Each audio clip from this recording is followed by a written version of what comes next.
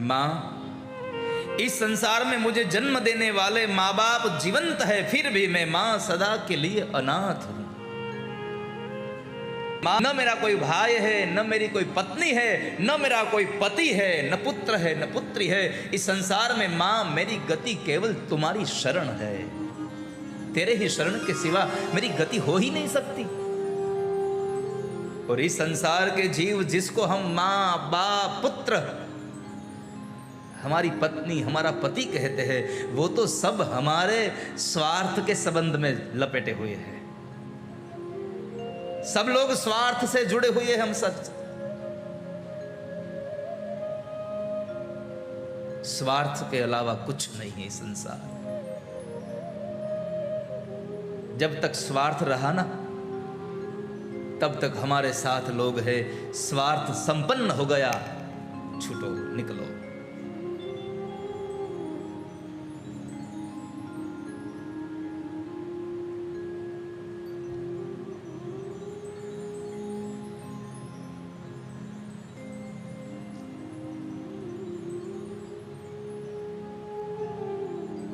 मां, आपके चरणों से अलावा मेरी कोई गति नहीं है। आप ही मेरी गति हो। मैं सदा के लिए अनाथ हूं, मैं दरिद्र हूं, मैं जरा जीर्ण, मैं हर रोज जीर्ण होता जा रहा हूं। हम कहते हैं ना, बच्चा बड़ा हो रहा है। नहीं, ये छोटा हो रहा है। हम बड़े नहीं होते हैं। बड़ा तो ये शरीर होता है। हमारी आयुष्य तो हर दिन कट जा रही है। मैं जीर्ण हो रहा हूं। मां, मैं रोगी हूं। कुछ ना कुछ हमारे भीतर में दुख पड़ा रहता है। कुछ ना कुछ हमारे अंदर ये दुख रहता है। ये भगवान ने सब कुछ दिया होता है, लेकिन फिर भी कुछ ना कुछ दुख रहता है हमारे भीतर में।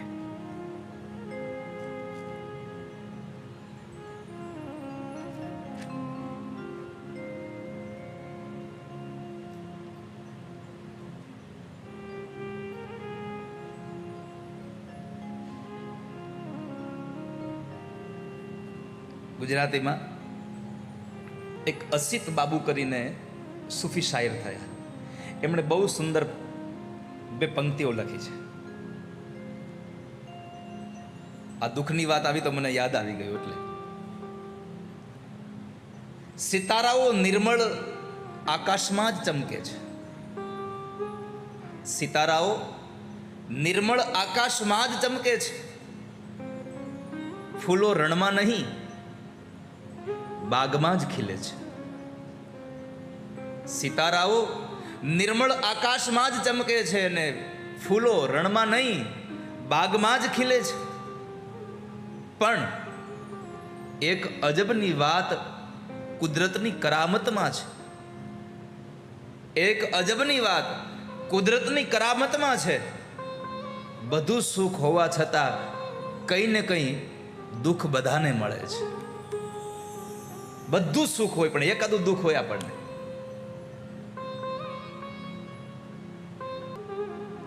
એક અજબની વાત છે કુદરતની કરામતમાં. બધું સુખ હોવા છતાં કંઈ ને કંઈ દુઃખ મળે છે. સિતારાઓ નિર્મળ આકાશમાં ચમકે છે, ફૂલ રણોમાં નહીં, બાગમાં ખીલે છે.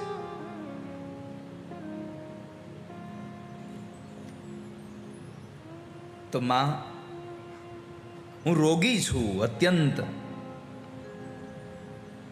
દુર્બળ છું. બીજું માં, હું મૂંગો છું, હું વિપદગ્રસ્ત છું. વિપત્તો પ્રવિષ્ટ પ્રનષ્ટ. માં, હું સદાય નષ્ટ પ્રાય છું. પણ એક પ્રાર્થના છે જગદંબા, तारा सिवाय मारी गति नहीं.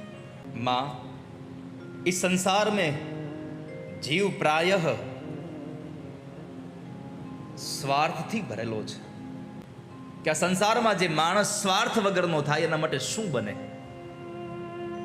આ દુનિયાનો નિયમ છે, સારો સમય હોય ત્યારે બધા સાથે હોય, ખરાબ સમય આવે ત્યારે બધા નીકળી જાય છે.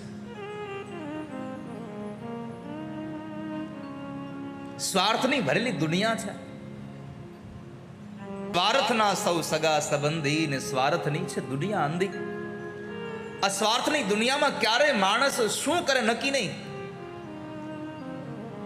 અરે અજાણ્યો માણસ અજાણ્યા માણસને કદાચ મારે, કૂટે, પીટે, એનું ખરાબ બોલે તો વાંધો નહીં, પણ સગો ભાઈ પણ પોતાની સંપત્તિ માટે ભાઈ ભાઈના ગળા જ કાપે. આ સંસારમાં હગા ભાઈનું ગળું કાપી નાખે એક ફૂટ જગ્યા માટે. કામિનીને કંચન કાજે ભાઈ ભાઈના ગળા જ કાપે. શરમ ન આવે સહેજે રે તુજને કરતા કાળા કામ, પછી કહો ને ક્યાંથી રીજે રામ.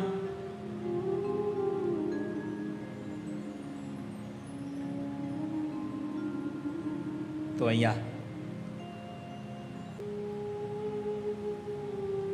સુત નામના મહાપુરાણીઓને 88,000 શુનકોએ પ્રશ્ન કર્યો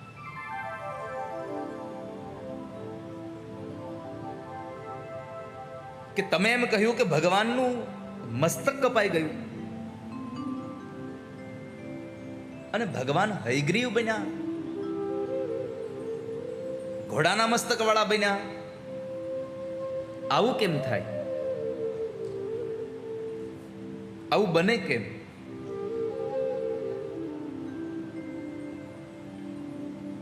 ત્યારે શૌનકાદિક ઋષિ મુનિઓનો સંતોષ આપવા માટે આ દિવ્ય કથા છે.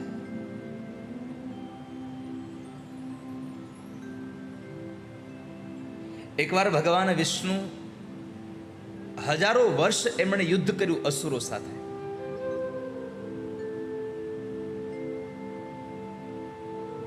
અને એ હજારો વર્ષના યુદ્ધના એ થાકને લઈ યુદ્ધને શાંત કરી અને એક સપાટ પ્રદેશવાળા વિસ્તારમાં જઈ અને ભગવાન નારાયણ થોડી વાર માટે વિશ્રામ કરે છે.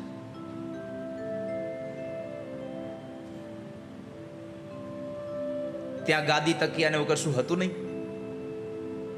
એટલે જે ધનુષ્ય બાણ હતું એમને જ પોતાના મસ્તક નીચે રાખી અને એનો તકિયો બનાવીને ભગવાન વિષ્ણુ સૂતા છે નારાયણ. આ કથાને સાવધાનથી સાંભળશો ને તો જ તમને સમજાય.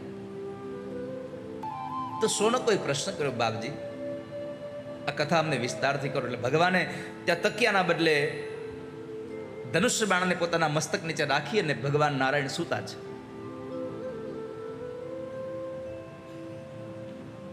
દેવતાઓને ઇન્દ્રાદિક દેવતાઓને યજ્ઞ કરવો હતો.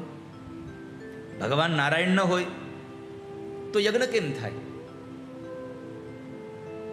એટલે પરમાત્મા નારાયણની જરૂર હતી, પણ ભગવાન સૂતા હતા. વર્ષો વીતી ગયા હતા, જ્યાં સુધી દેવતાઓનો યજ્ઞ ન થાય ત્યાં સુધી દેવતાઓને ભોજન મળે નહીં. યજ્ઞ દ્વારા દેવતાઓ પુષ્ટ થાય છે અને ભોજન દ્વારા પિતૃઓ પુષ્ટ થાય છે. બ્રાહ્મણો યજ્ઞ કરાવરાવે, એનાથી બધું જે દ્રવ્ય અંદર જાય છે, હોમ થાય છે, એનાથી દેવતાઓને પુષ્ટિ મળે છે. અને આ સંસારમાં જ્યારે આપણે બ્રાહ્મણોને ભોજન કરાવીએ છીએ ત્યારે આપણે પિતૃઓને પુષ્ટિ મળે છે. એટલે તો બ્રહ્મ ભોજનના સંકલ્પ થાય. તો ઇન્દ્રાદિક દેવતાઓને ઘણા સમય વ્યતીત થઈ ગયો, યજ્ઞનો ભાગ નહોતો મળતો. એટલે લોકોને આતુરતા હતી કે હવે યજ્ઞ મળે, યજ્ઞ મળે. એટલે એ લોકો બરાબર ગયા ભગવાન બ્રહ્મા પાસે.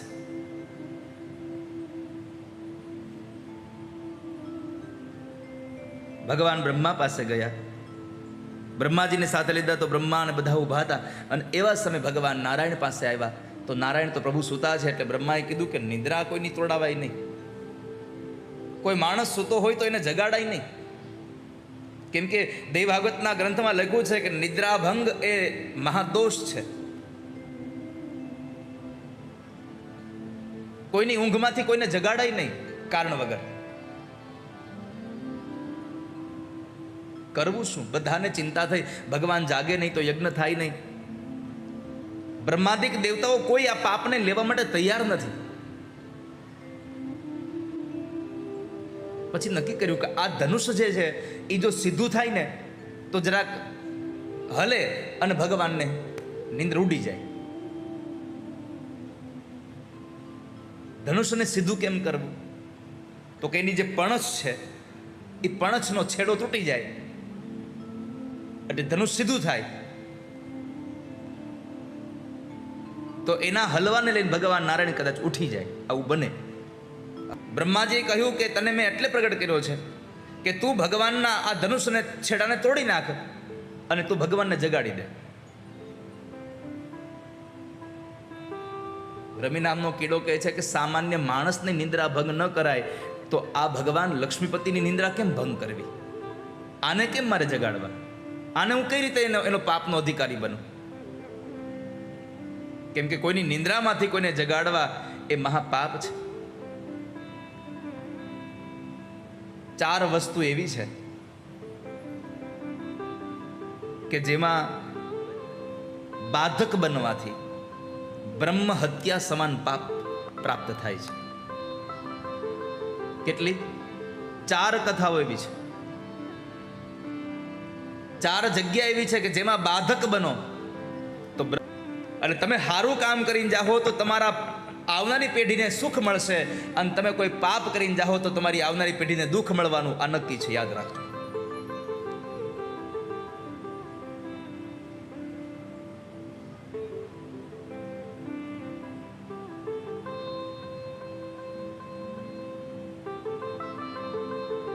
તો 4 વસ્તુ દેવી ભાગવતમાં બતાવી છે કે જેનો ક્યારેય પણ વિચ્છેદ ન કરવો, એનો ભંગ ન કરવો.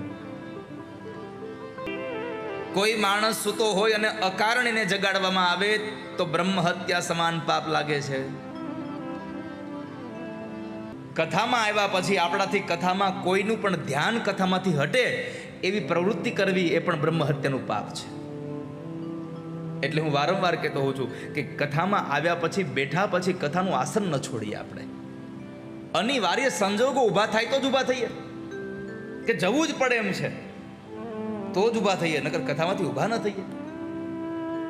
આપણે ઊભા ન થઈએ, આપણા છોકરાઓને પણ આપણી પાસે બેસાડી રાખીએ કે જેથી કરી એનાથી પણ કોઈ પાપ ન થાય, કથામાં વિક્ષેપ ન થાય, એનું ધ્યાન રાખવું જોઈએ. બીજું કહ્યું દંપત્યો પ્રીતિભેદનમ. પતિ પત્નીમાં એટલો પ્રેમ હોય, એ પ્રેમને અમુક જોઈ ન શકે એમાં તિરાડ પડાવે, કાન ભંભેરણી કરે. પતિ પત્નીના પ્રેમની અંદર કાન ભંભેરણી કરનારો માણસ બ્રહ્મ હત્યાના પાપને ભોગવે છે.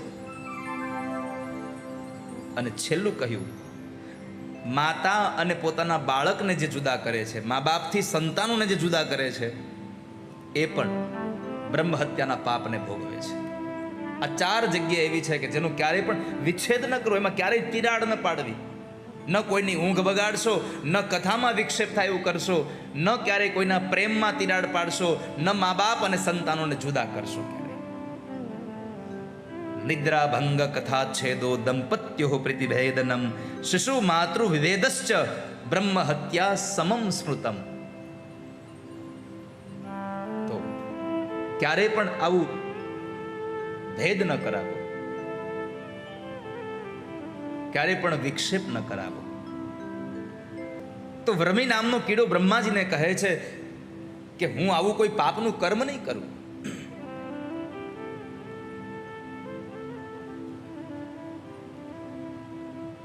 બ્રહ્માજીએ કહ્યું કે તું અમારું આટલું કામ તો કરી દે. તો વ્રમિ નામનો કીડો કહે છે કે હું આ પાપનું કામ કરું તો મને લાભ શું? જુઓ, મૂળ વાત આવી. હવે હું આમ કરું તો મને ફાયદો શું? મને કાંઈક તો લાભ થવો જોઈએ. તો મને ફાયદો શું? આ હું ભગવાન લક્ષ્મીપતિની નિંદરને બગાડું તો મને ફાયદો શું? બ્રહ્માજીએ કહ્યું કે તારો જે સ્વાર્થ છે એને કંઈક અમે ઉપાય કરીએ. ના, પેલા કયો, પછી હું કંઈક કરું. તો બ્રહ્માએ કહ્યું કે યજ્ઞમાં તને ભાગ દેશો અમે. તો બ્રહ્મિ નામનો કીડો કહે છે કે તમે મને યજ્ઞમાં શું ભાગ દેવાના હતા? હવનમાં તો તમે ભાગ લઈ જાઓ છો, મને શું ભાગ દેવાના હતા? અને ત્યારે નક્કી થયું, ભગવાન બ્રહ્માએ નક્કી કર્યું કે હે વ્રમી નામના કીડા, તું જો અમારી આ કાર્યમાં તો અમને મદદ કરીશ તો અમે તને યજ્ઞમાં ભાગ આપીશું. એ ભાગ એવો છે કે જ્યારે બ્રાહ્મણો અને યજ્ઞના યજમાનો જ્યારે આહુતિ આપતા હોય જવ તલ વગેરેની, સ્વાહાકાર બોલી અને જ્યારે આહુતિ યજ્ઞમાં આપે છે, એમાં અગ્નિના કુંડની અંદર જેટલી પણ સામગ્રી પડે એ દેવતાઓને મળશે, અને યજ્ઞકુંડની બહાર જેટલા દાણા પડશે એ બધી સામગ્રીનો હક વ્રમી નામના કીડાનો છે. એટલે બહેનોને મારે એટલા માટે કહેવું છે કે યજ્ઞ પૂરો થાય પછી પાછું ભેગું કરીને પાછું અંદર ન નાખી દેવું. એ વ્રમી નામના કીડાનું છે, એને અંદર ન નાખી દેશો. એટલે કીડાએ કહ્યું કે તો મને કઈ વાંધો નથી, જો મને યજ્ઞમાં ભાગ મળે તો હું આ કર્મ કરવા તૈયાર છું. એટલે વ્રમી નામનો કીડો પોતાની ચાંચ વડે, પોતાના દાંત વડે ભગવાનના મસ્તક નીચે જે ધનુષ્ય હતું એ ધનુષ્યના છેડેને કોતરવા લાગ્યો છે. અને બરાબર જ્યારે એ પણછનો દોરો છૂટે છે, તૂટ્યો, અને ધનુષ જે વાળેલું હતું એકદમ સીધું થયું, પ્રચંડ અવાજ આવ્યો, પ્રચંડ ધ્વનિ થયો છે, અને એ ધ્વનિમાં લોકોના કાનમાં ધાક પડી ગઈ. એટલો પ્રચંડ અવાજ થયો. દૈવ ભાગવતમાં લખ્યું છે, સમુદ્રના પાણી ઉછળવા લાગ્યા, અરે પર્વતો ડોલવા લાગ્યા. એકદમ એવું ભયંકર વાતાવરણ થઈ ગયું. ત્યાં સુધી કીધું છે કે બ્રહ્માંડ પણ આખું ધ્રુજી ગયું. પાણીની અંદર એટલા તરંગો પેદા થયા કે જલતંતુઓ, જળજંતુઓ જે છે એ બધા ત્રાહિમામ પોકારી ગયા. અને એ સમય બધાની જ્યારે આંખો ખુલે ત્યાં જુએ છે તો ભગવાન નારાયણનું માત્ર ને માત્ર ધડ પડ્યું છે, મસ્તક કપાઈને કે ઉડી ગયું. ભગવાન નારાયણનું મસ્તક કપાઈ ગયું. તમામ દેવતાઓ એકદમ ઉદાસ બની ગયા કે આ શું થયું, આવું કેમ થયું? બધા શોકમાં ગરકાવ થયા, બધા લોકો ગભરાઈ ગયા છે. દેવતાઓ ગભરાઈ અને ભગવાનની સ્તુતિ કરવા લાગ્યા. અને એ સમય બ્રહ્માજી સૌને આશ્વાસન આપતા કહે છે કે દેવો, આપ ચિંતા ન કરો.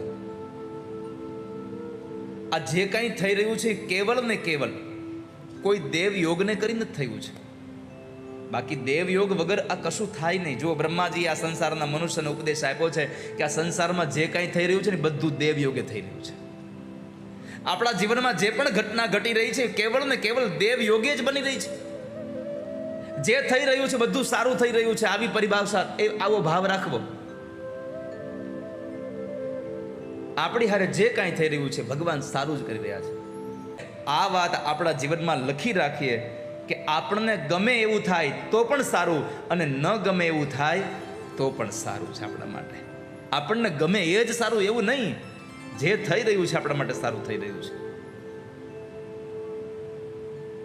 બ્રહ્માજીએ બધાને સાંત્વના આપી કે આપ સૌ શાંત થાવ. દેવ યોગને કરીને આ બધું પ્રાપ્ત થયું છે અને ભોગવવું જ પડશે.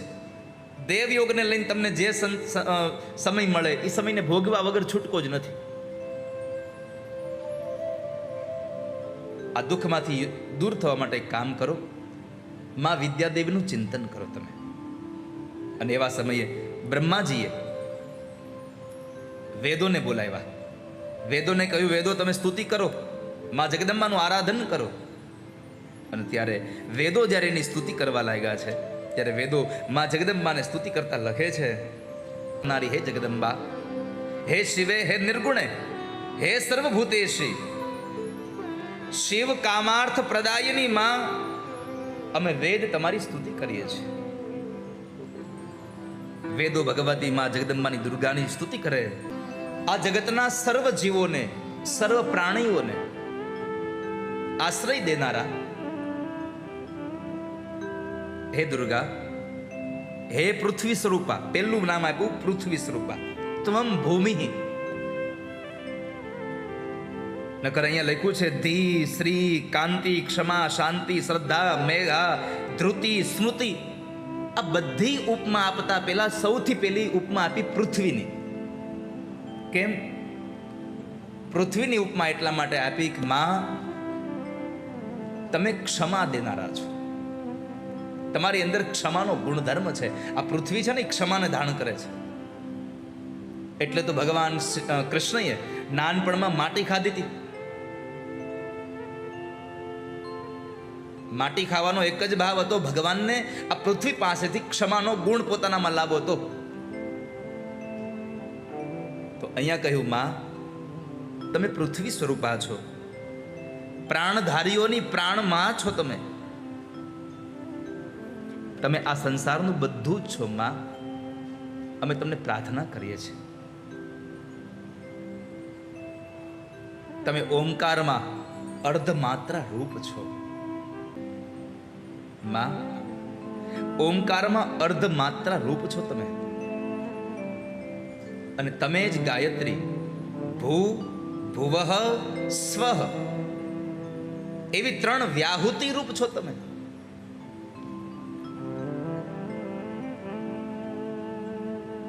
ત્રણેય જગતની રચના કરવામાં ચતુર દયાથી રસયુક્ત છો. માં તમે ત્રણેય લોકની રચના કરવામાં તંત્રમાં દક્ષ છો, કરુણ રસથી ભરેલા છો તમે. અને આ જગતના જેટલા પણ પ્રાણીઓ છે એની બધાયની માં છો તમે. દક્ષામ દયા રસયુતાનામ જનનીમ જનાનામ. માં તમે જનની છો આ સંસારની. સંસારના ક્લેશ માત્રને જે વાગબીજ મંત્રની અંદર વાસ કરનારા છો, અને સર્વત્ર જેટલો પણ ક્લેશ છે એ ક્લેશને દૂર કરનારા હે માં, હું તમને પ્રણામ કરું છું. વાગ્બીજ વાસ નિપુણામ ભવનાશ કર્ત્રીમ, હું તમને પ્રણામ કરું છું. બ્રહ્મા શંકર વિષ્ણુ ઇન્દ્ર સરસ્વતી અગ્નિ સૂર્ય એમ આ સંસારમાં રહેલી જગદંબા એ કેવળ ને કેવળ અનુભૂતિ કરવાનું એક તત્વ છે. એને જોવાનું તત્વ નથી, એને અનુભવાય ખાલી. માં તમે તો દયાના રસથી ભરેલા છો. માં દીન દયાળી જગદંબા, જીવન નૈયા ભવ પાર કર.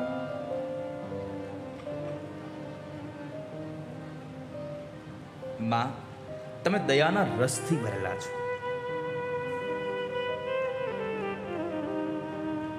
મારા ભવસાગરમાંથી મને પાર કરી દો.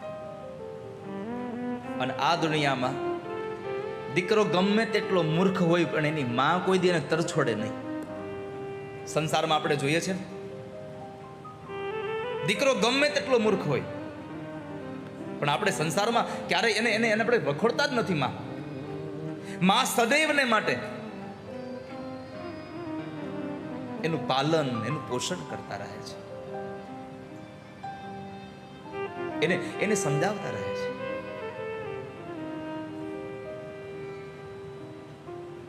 આ સંસારમાં માં, તમે જોજો ઘરમાં કોઈ પાગલ સંતાન હોય, અને મારે તો એટલી પ્રાર્થના કરવી છે કે જ્યારે પણ સંસારમાં તમારા દાંપત્ય જીવનમાં તમારે ત્યાં કોઈ મંદ બુદ્ધિનું સંતાન જન્મે ત્યારે પરમાત્માનો આભાર માનજો કે એક ભગવાન તમારા ઘરે આવ્યું છે, જે ભગવાનની તમે સેવા કરી રહ્યા છો. એના પ્રત્યે ધૃણા પેદા ન કરશો. પરમાત્મા ખુદ સ્વયં એના રૂપમાં આવી અને તમારી સેવા લઈ રહ્યો છે. એ સેવાનો સ્વીકાર કરવા માટે ભગવાન આવ્યા છે. કદાચ એ બુદ્ધિહીન બાળક ઘરમાં હોય તોય કોઈ દિવસ માએ ક્યારે એના પ્રત્યેની કોઈ કુભાવ પ્રગટ કર્યો?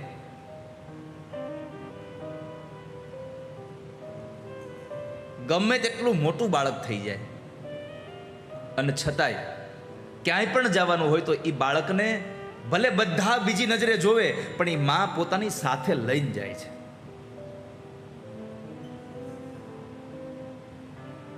જો એક આ કાળા માથાના મનુષ્યને જન્મ દેનારી માં પોતાના સંતાન પ્રત્યે આટલી દયા અને આટલી ભાવ રાખતી હોય તો જેણે આખા બ્રહ્માંડનું સર્જન કર્યું છે જગદંબા કેટલો ભાવ રાખતી છે પોતાના સંતાનો વિશે. તો લોકો પ્રશ્ન કરે, કોઈ બુદ્ધિ વગરના, કોઈ બુદ્ધિ રહિત માણસ ઉપર ક્યારેય કોઈ માએ દયા કરી હોય એવો પ્રસંગ ખરો? હા, હું તમને બતાવું. જેને તમે મહાકવિ કાલિદાસ તરીકે ઓળખો છો. કવિ કાલિદાસ નાનપણમાં જરા બુદ્ધિરહિત હતા, મૂર્ખ હતા. એકવાર જંગલમાં એના મા બાપ એને લાકડા કાપવા મોકલ્યા. તે જંગલમાં ઝાડની ડાળી પર ચડ્યા અને જે ડાળી પર બેઠા હતા એ ડાળી કાપી પાછું. હવે આના જેવો તો મૂર્ખો બીજો કોઈ ન હોય.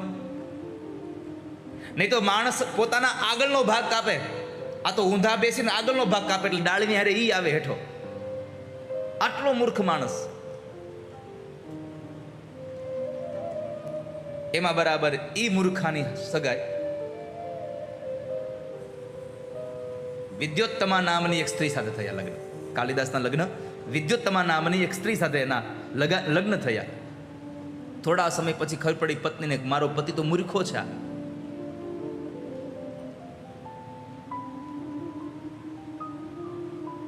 એટલે પત્નીએ જરા મેણું માર્યું.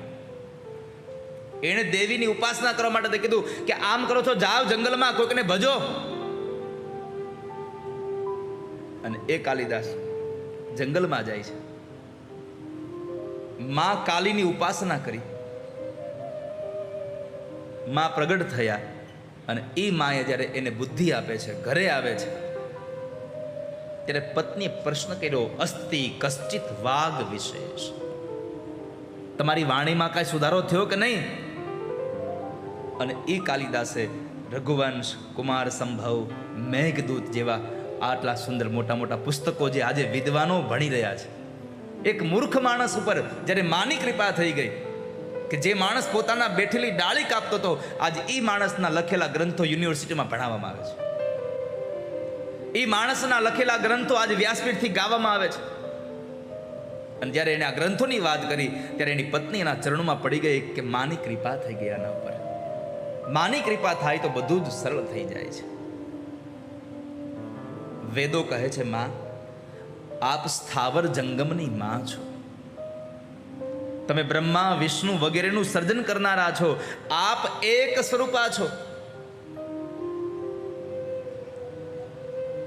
વેદોએ સ્તુતિ કરી ભાવથી જ્યારે, અને એ સ્તુતિનો ભાવ જ્યારે માએ સ્વીકાર કર્યો, આખું વાતાવરણ શાંત થયું. અને એ શાંતની અંદર માએ આકાશવાણી આપી અને સૌ દેવતાઓને સાંત્વના આપીને કહ્યું કે આ સંસારમાં કારણ વગરનું કોઈ પણ કર્મ થતું જ નથી. સંસારમાં કારણ વગરનું કોઈ પણ કર્મ થતું જ નથી. માટે આ જે કંઈ થયું છે એ કર્મ અને કારણને લઈને જ થયું છે. આ દુનિયામાં કારણ હોઈ શકે, કર્મ ન હોય, પણ કર્મ હોય ને કારણ ન હોય એવું બને જ નહીં.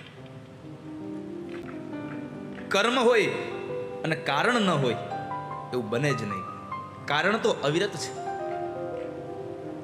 તો એમાં માં લક્ષ્મીજીએ કહ્યું કે આપ શાંત થાવ બધા. આમાં જે કંઈ થયું છે એ મહાલક્ષ્મીના ક્રોધને લઈને થયું છે. મહાલક્ષ્મીનો ક્રોધ? હા. એક વખતના સમયે માતાજી લક્ષ્મી વિષ્ણુ ભગવાન પાસે આવ્યા અને જરા વિષ્ણુ ભગવાન લક્ષ્મી સામે જોઈને જરા હસ્યા. એટલે લક્ષ્મીજીએ મનમાં પોતે ધાર લીધું કે કાં તો મારું કદરૂપું થયું છે અને કાં તો આનું મન કોઈ બીજી સ્ત્રીમાં લાગ્યું છે, એટલે એની હારે મારી સરખામણી કરી અને મને હસે છે. જુઓ, અહીંયા લક્ષ્મીજીએ પોતાની રીતે ધાર લીધું. ખાલી બીજી સ્ત્રીનો સ્વીકાર કર્યો હશે એટલે મારી સામે હસ્યા હશે. અને એવા સમયે દેવ કાર્યને કરવા માટે પોતાના શરીરમાં બેસી ગયેલી તામસી શક્તિને લઈ અને માં લક્ષ્મીજી બોલ્યા છે કે તમે જે મોઢાથી હસ્યા છો ને એ મસ્તક તમારું નીકળી જશે, મસ્તક પડી જશે. જુઓ, એક ખાલી માની લીધું પોતાની જાતે. આ દુનિયામાં છે ને ઘણું ખરું આપણે આપણી જાતે માની લઈએ છીએ ને એટલે દુઃખ ઊભા થાય છો. આ દુનિયામાં આપણે આપણી જાતે માની લઈએ છીએ ને એટલે ઘણા બધા અનુમાનથી ને દુઃખ ઊભા કરીએ છીએ. માની લેવું એના કરતાં જાણી લેવું સારું. કોઈ કહેતો હોય તમારા વિશે આમ કરે તેમ કરે છે તો પહેલાં આપણે જાણી લેવાય ને પછી દુઃખ ઊભું કરાય. કોઈ માણસ એમ કહે કે તમારું આમ થઈ રહ્યું છે તો આપણને ખબર ન હોય એટલે દુઃખ ઊભું થાય એના પહેલાં આપણે જાણી લેવું જોઈએ. અહીંયા લક્ષ્મીજીના ક્રોધની કથા મને તમને ઉપદેશ આપે છે કે કાંઈ પણ ઘટના ઘટે એમાં તમે તમારી જાતે નક્કી કરી લો એના કરતાં પહેલાં જાણી લો. ક્યારેક કાને સાંભળેલું ખોટું હોઈ શકે ક્યારેક આંખે જોયેલું ખોટું હોઈ શકે,